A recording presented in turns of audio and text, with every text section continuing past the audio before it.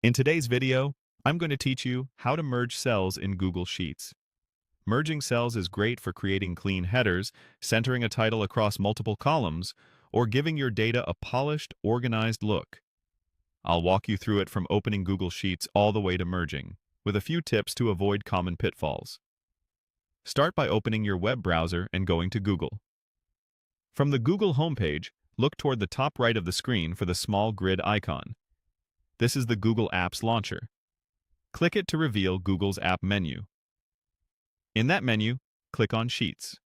This will open the Google Sheets homepage, where you can see your recent files. Go ahead and open the spreadsheet you want to work with. You can choose an existing file or a blank one. Either works for this demonstration. Now, select the cells you want to merge. Hold down the Control key on your keyboard as you click the cells you'd like to combine. If you're on a Mac, use the Command key. Here's an important tip. The cells you merge should form a single continuous rectangle, like a block that spans several columns, several rows, or both. If your selection skips around, the merge option may be unavailable. Also, keep in mind that when you merge cells, Google Sheets keeps only the content from the top left cell of your selection and clears the rest. If you need those values, copy them somewhere safe first. With your cells selected, look at the toolbar at the top of the sheet for the Merge Cells icon. It looks like two rectangles coming together. Click that icon. Sheets will instantly combine your selection into one larger cell. You'll see a single border around the area, and your content will be centered by default if Google Sheets applies its standard formatting.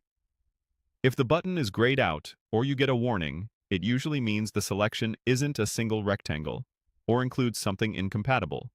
So just reselect the range as one block and try again. After merging, check that your text looks the way you want. Merging is purely a formatting change. It doesn't sum values or join text. If you ever change your mind, you can undo immediately and your cells will go back to normal. And that's it.